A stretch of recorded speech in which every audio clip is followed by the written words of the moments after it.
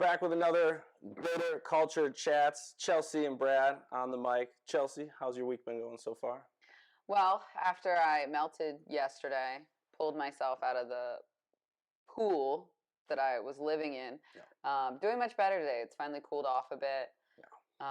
So feel like I can do more, you know? It was nice to walk outside and actually feel like the air you're breathing in wasn't just full of humidity and moisture and thickness. So that was awesome today. And looking forward, we've got some fun workouts on tap for today as well as the rest of this week. But I think the athletes appreciate a little bit cooler temperatures as well. For sure. And before anybody comes after me, because I'm known for always being cold and only wanting it to be hot, I do still only want it to be hot.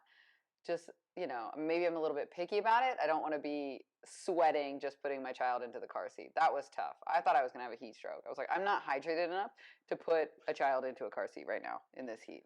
And we were very fortunate yesterday because the heat index was like 110, ridiculous temperatures, but then just the nastiest storm rolled through and cooled things off. So it was challenging to get to the gym, but once you got there, you're like, oh, this actually isn't so terrible. Now today, a little bit better. We'll see what the rest of the summer has in store for us, but, credit to anyone out there working out in gyms or garages without AC, with just fans going on. I think they're the real champions and troopers here. For sure. We're just getting in that little bit of extra fitness, that extra heat tolerance. We're just a step ahead. Yeah, which actually takes us into our topic for today. And we were thinking of what are some of the different things we can discuss or chat about. And this question came up around what does CrossFit, mean to you? And CrossFit has its own definition of figuring out, hey, are you doing CrossFit or not? But then each person sort of takes it on in their own way, shape, or form. So we thought that might be a fun conversation to have of like, what does CrossFit mean to us? How have we interacted with it or used it over the years? And what does it mean for folks who are maybe looking or deciding what they want to do for their fitness? So I suppose the best place to start is CrossFit's definition of what you're actually doing when you show up to a CrossFit gym. And they would tell us that it is constantly varied, functional movements done at high intensity. So maybe we unpack that a little bit, and then we can figure out what does that actually mean for showing up to a gym and doing the workouts. So constantly varied. What is that all about? So it just means that a traditional workout where you go into a big Globo gym, you're probably hitting chest one day. I think they do chest and back together, actually. So chest and back, and then you're going into legs. Everyone talks about leg day. And then you got a little bis and tris day. So they're very broken down in the body parts, and it's very similar movements each time. A variation of a bicep curl, a variation of a squat, where when we're constantly varying it, we're getting into those different type of movements that are going to work the same muscle groups, but in a different way. So instead of squatting all the time, we're going to be hitting those lunges. Still a leg movement, but we're doing it in a little bit different way to hit it a little bit differently. We're doing push-ups and burpees. So similar movement, similar muscles, but they're going to elicit some different responses. Pull-ups and chest to bars. So we're varying that movement all the time to kind of create a more well-rounded person, client, athlete. Yeah, and it's cool because there are certain benchmarks in CrossFit that you can use to measure your fitness. But I would say I've been doing CrossFit for probably over 7 years, and I can't think of, other than benchmarks, showing up and having the exact same workout program. Like it is, every day you walk in, it's a new combination, new movements, new rep schemes, new time domains, which is fun because it's always challenging. So that's the constantly varied part. Then we get into this functional movements, which I think throws people off because it's tossed around all the time now. Everybody's doing functional movements. Everyone's doing high intensity interval training. So when we start to think about functional movements, what is that all about? So the functional movements, I think what gets lost on people is it's very much functional for you. It's not just functional. It's functional for your life and your goals. So for myself, my main goal is being a mom. Second goal, being a coach, physically speaking, because being a mom is a physical job. I'm picking kids up. I'm holding 2 children in each arm. I'm carrying 20 bags out to the car. I'm chasing them through a crowded store when they get a wild hair. So it's little things like that. That's functional to me. And then coaching-wise, I got to be on my feet. I got to be able to show people movements on demand with no warm up and things like that. So when I look at CrossFit, I kind of shape my workouts or how I do the workout of the day to fit those goals. Mhm. Where for yourself, what does it look like for you? Yeah. So when I think of functional, it's what are the movements you typically do? And what's interesting is for me, I have a desk job, so like it's not very functional, but there's still a lot of other things I enjoy and want to do. And whether it's golfing or softball or going hiking or walking, like there's different things that I enjoy doing that I want to be prepared for. At the same time, I also want to be prepared for really anything that's going to be thrown my way.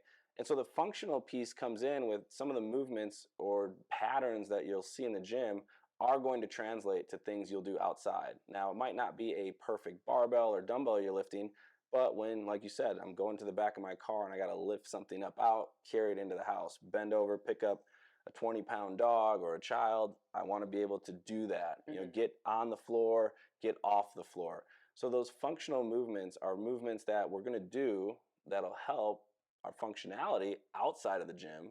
They're going to work different motor patterns. They're going to work different extremities, and you're going to notice that they're going to be a little bit more total body in the way that they challenge us. We're not just going in and isolating a few muscles. We're going to be working through some movements that are going to challenge the whole body to see how we have our coordination, how we have strength, and all of those things. So the functional piece is important because it helps us to live the life we want to outside the gym, I think.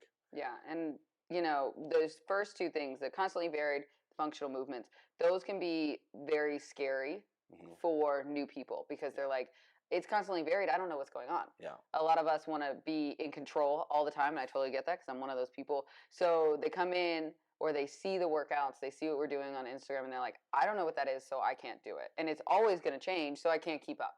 You know, so that can be a little bit threatening to some people, and I think to that, you know, that's why we're here. Yeah. If it's changing all the time, we got you. We'll walk you through it.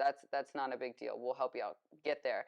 And then the functional movements, people are like, I don't need to run away from a dinosaur. Like, why am I? The zombies aren't coming. Only the aliens are, and we're done anyway. So like, I don't need this functional movement. And like for me, I've had clients that are just, you know, they're grandparents and they just want to get on the floor with their grandkids.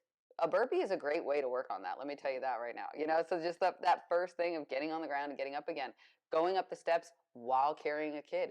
It's all those little things that apply to you and like a desk job. You know, it's like a desk job is so unfunctional. We gotta you do the functional movements to get you out of that unfunctional position you were in for hours on the day. So it's very applicable to those people that haven't done it before, but it also is super intimidating. Yeah. Because they don't break it down like that, so they don't see it like that. They're just like, I don't need these things. Like, Yeah. I'm good. And I've heard the comment too in the challenge of like, well, why do I have to do some of these movements in the gym if I'm never going to do them outside of the gym? Like, why does it matter if I can get upside down and do push-ups against a wall or walk on my hands or jump up and hop up on top of this pull-up bar, these rings? Like, I'm not going to do that in life. And what we would typically say to that is, if you can demonstrate the ability to coordinate yourself, to support yourself upside down, to move yourself around a pull-up bar, or demonstrate the strength and things like that, it's going to certainly help you when it comes to any other challenge that you're going to be faced with in life. And it's also kind of fun. It's fun, I think, to push yourself and see what your body's capable of. And through that process, you learn the areas that I'm good at, you learn the areas you're not good at, and you figure out, oh, I actually have to be a little bit more mobile here. I got to be a little stronger here. I got to be able to support myself in the bottom of this squat position a little bit better. And that's where we see some of that growth and development, which is really cool, which is why I think functional movements are helpful, and they also give you better bang for your buck. Rather than going in and doing 3 sets of 10 at specific machines, hey, in a 10-minute workout, we're probably going to hit a variety of body parts in a variety of ways that are going to be helpful to get you in, get you out, get you the results you're interested in. Yeah, definitely. Which takes us to the last piece, which is this idea of high intensity. And if there's a scary part around CrossFit, this one is probably it, because when people see how fast people are moving, you know, maybe the form starts to break down, people are like, whoa, whoa, whoa, we should not be moving that fast. We should have better form. So when you think about high intensity, you know, what does that mean to you, or what are we looking for there? Yeah, so again, high intensity is all relative to the person doing it. So, I mean, yes and no, right? There is a certain level of high intensity that you want to reach. You want to reach at some points we are asking you to push it to a point where you're not talking. We're not probably having a good time anymore. We're really challenging ourselves mentally to stay at that level of work. And that is a relative term because I can't get to your level of intensity and maybe you can't get to mine in certain workouts, movements, things like that. So if you're just starting out, your level of intensity is always going to be changing.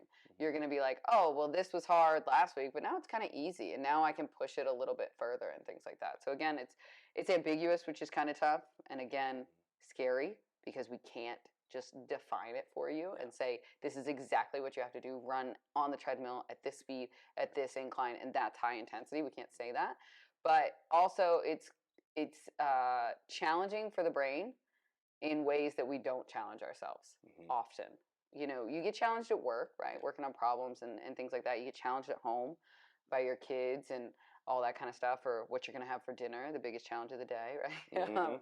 But it's nice to have a personal challenge of that high intensity. Like, what is my high intensity for today? How am I going to get there? What am I willing to put myself into? Yeah, and one of the things I love that you said there is this idea of relative, where like each day it's going to be different. Where some days, great night of sleep, been eating and hydrating, and everything feels great, and I'm like, man, I feel like 100% walking into the gym.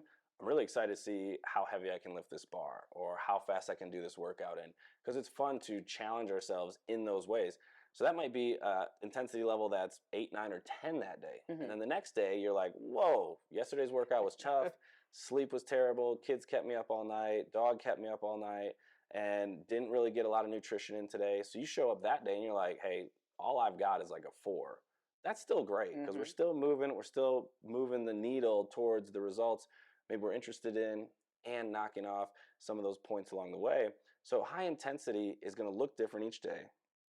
It also is important to think about that it comes after we've developed the mechanics to move well, and we've demonstrated we can do that consistently, which is why I think it's really important with a group setting or even having a coach-led class where you can have somebody who can help kind of pinpoint and maybe guide you to the level of intensity that'll work for you. Because if me moving a 35-pound dumbbell makes all of my mechanics go out of whack and now it's really not very safe, well, I'm not going to get a whole lot of benefits out of that. But if I have a coach who's like, hey, right now mechanics aren't where we'd like them to be, let's bump it down to a 20-pound dumbbell. Oh, mechanics are a lot better. You're moving faster. You're getting more bang for your buck. Workout is improved. So that high intensity is important because it's where we see the results. Because I can come in, go through the motions, probably not see a whole lot of results, but the intensity is where like, oh, now I'm starting to see some changes. Now I'm starting to develop. You know, we really have to give our bodies a reason to want to change. And intensity is the way that we can make that happen. Yeah, for sure. So when you think about how CrossFit has defined itself and what that maybe has looked like over the years, has it changed for you since you've been doing CrossFit and where it was once and where it is now? For sure, yeah. And myself, you know, I started doing CrossFit in 2013, 2014 area. And it was really on the, like, we were coming off of the OGs in like the 2010s and stuff like that. And it was starting to get more popular, but we still had like games athletes that had full-time jobs. You know, they weren't just games athletes. You know, everyone was still kind of in this finding out how far we could push this stage. And for someone who is young and got a lot of time on their hands, it's not always great because then you're just doing the most ridiculous workouts, completely dying, not doing the best nutrition because you're like, I'll just take 20 supplements and like all that kind of stuff. So you really kind of run yourself into the ground a little bit, which is fun for that age. You know, you're between 20 and 27, you're just having a good time. But then after that, you're like, all right, let's lock it in a little bit. And now for me, it's definitely checking in with my body more and seeing where I'm at mentally. And do I have the mental capacity to reach that high intensity?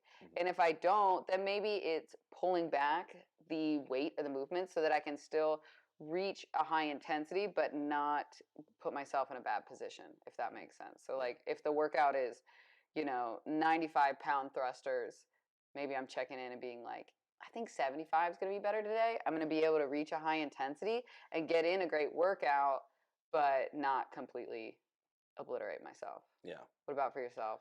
I 100% agree with that. So at 34 is different than when I was at 26, 27. And so I think, well, the definition probably stays similar. The application is different, where Hmm. maybe the amount of times you can turn up the intensity is higher, or the recovery, or the way you're constantly varying movements. And because when you first start off in CrossFit, like everything's a PR, Hmm. everything's brand new. So it's so cool because like every time it's like, hey, today's pull ups, tomorrow's muscle ups, tomorrow's handstand push-ups. It's constantly varied. You constantly are like experiencing some really cool moments and achievements, and so like you're leveraging like the methodology and noticing all these gains. Then you kind of settle into like this plateaued area where it's like I'm still varying my workouts. I'm still moving functionally to help me with all these other areas of my life. And then you start looking at the intensity piece of like, all right, I can still push intensity, maybe not as often, or I'm really dialing into each day is a little bit different. But you also start to find that with the functional piece, you almost have more fun figuring out what you can or can't do when Hmm. it's not lifting super heavy barbells or doing super heavy high skill gymnastics. Like, hey, can I mobility wise get into some positions a little bit better? Can I feel better throughout my day where I'm not just doing an hour of fitness and then completely wrecked for the next 24 hours? Yeah. And I think you start to find those applications for your fitness rather than just having CrossFit be used to be better at CrossFit. You're like, CrossFit's helping me enrich the other hours of my day. Hmm. So I think the application of it maybe changes over time, but the methodology is still pretty sound. You're like, it makes a pretty good blueprint for somebody who's interested in just improving Yeah. the quality of their life, how they move, having some ability to push back against disease or push back against ailments and things like that. So I think from that standpoint, still a great blueprint, but the application might look a little different. And I Yeah. think that comes with some maturity and wisdom in how you train. For sure. And I just, having this definition is really great in guiding coaching, programming, Mm, being an athlete as well. And the fact that CrossFit is scientifically based and you set numbers, you try and hit those numbers again, you can really see your progress. There's a lot of external reward. There's a lot, you got your numbers, you got where you are on the leaderboard and all kinds of stuff like that. But I think where good coaching comes in is helping athletes and clients realize like, maybe sometimes I need to look internally for those rewards as well, especially when we hit those plateaus. yeah. And it's like, well, how do I feel today? How did I sleep last night? And checking in a little bit more and having, the ability to realize like the intensity I reached today was great for me today. Yeah. And it might be different tomorrow, but I came, I did work, I feel good. I think I look good. I think I'm eating good, and finding those little internal rewards that you have a little bit more control over so that you can continue in CrossFit. Yeah. Because when the external rewards kind of phase out because Mhm. we're getting older, the weights are lighter, and things like that, it is helpful to have that good mental side of it, that good coaching that can kind of pull you into seeing the internal side of it as well. Huge. And I think that's important as coaches to continually kind of push your athletes to answer Mhm. those questions for themselves. How are you feeling today? How'd you sleep? How'd you Yes. eat? Where are we at today? Are we going to be pushing it or maybe not? And also as a coach, it gives you that lens of I don't always have to be driving to like this really Mhm. high intensity. You start to learn your athletes. You realize, hey, this is a time I should push them because I know they've got a little bit more in the tank. Or maybe you realize, hey, let's back off a little bit. Yeah. Like this isn't going to help them with whatever else they have going on in their life. So it's great they're here. Super excited for them. Let's pull it back, get a good workout in, get a good sweat in, high five, and then allow that to push the rest of your day to be something that's meaningful and helpful for you. Yeah. So I love the definition of CrossFit, something that we've both been involved in for a number of years now. But if you're looking at what is this whole thing about, it goes back to the basics. Those Yeah. 6 words, constantly varied functional movements, and then high intensity for you for that day will lead to some really great results. And, Agreed. Yeah. and so we've really enjoyed it. We love working with the athletes here, and we hope that you found this to be helpful. We'd love to know, how do you think about CrossFit? How maybe has it changed for you over time, whether you're somebody brand new or somebody who's been in the space for a while? Either way, reach out if you got any questions about CrossFit or how you can apply it or local affiliates for you. Love to help you and love to help more people find this methodology that can help you live a happier, healthier life. So for Chelsea and Brad, another episode of Greater Culture Chats. We look forward to catching you on our next chat. Bye.